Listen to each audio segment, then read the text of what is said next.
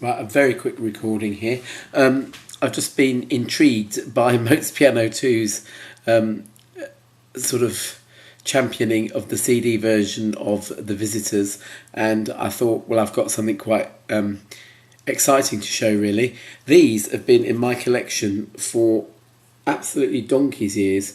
They are the last few editions of the International ABBA Magazine that was released in the 70s and 80s while ABBA was still a current group.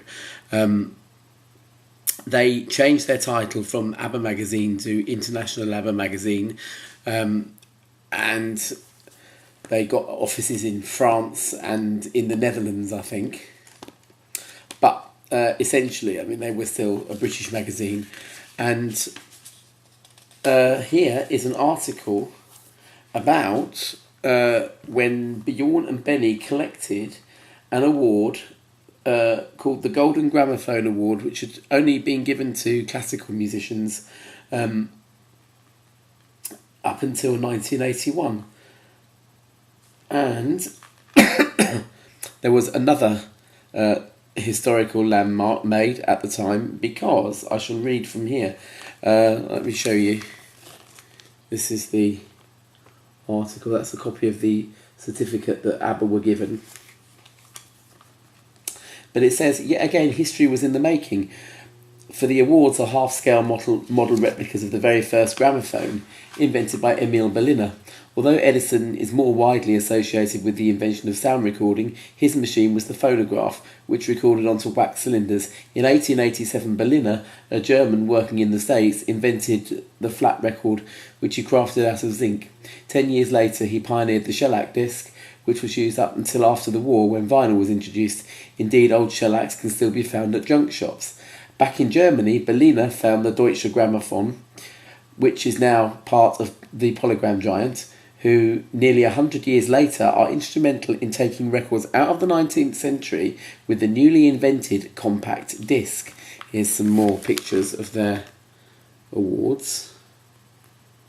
There you go. Sorry, I'm not as good as some people at making these videos, and really I should get a scanner and upload some of these pictures.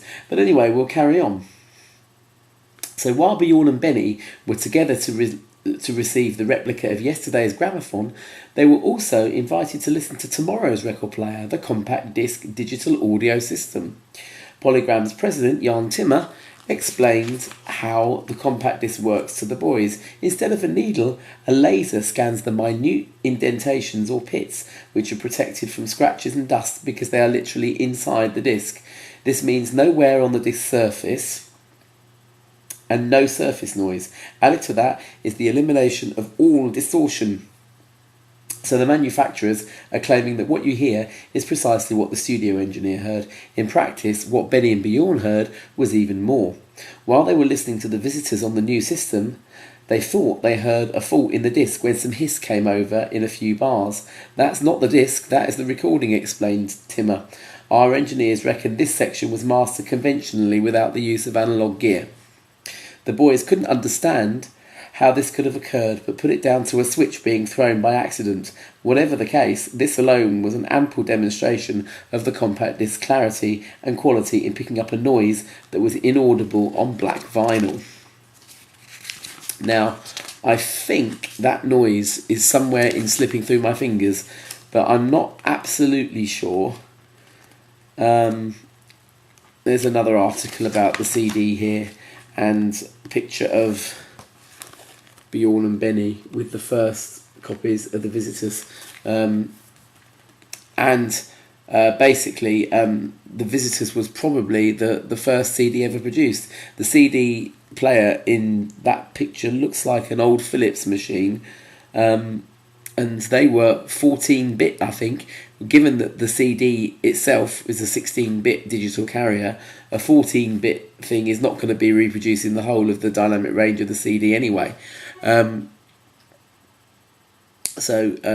Really, the first CD players were partly responsible for CD getting off to a pretty dodgy start, but by now, they're making CD players that upsample to 24-bit and I mean, my Riga Apollo is just, fairly reasonably priced as far as hi-fi equipment goes, which really goes into thousands. I mean, how long is a piece of string?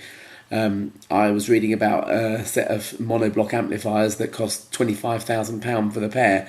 So, I mean, that's how expensive hi-fi gets. But that's very interesting to read about that. And obviously now then, The Visitors is being hailed as probably the best ABBA CD recording that there is.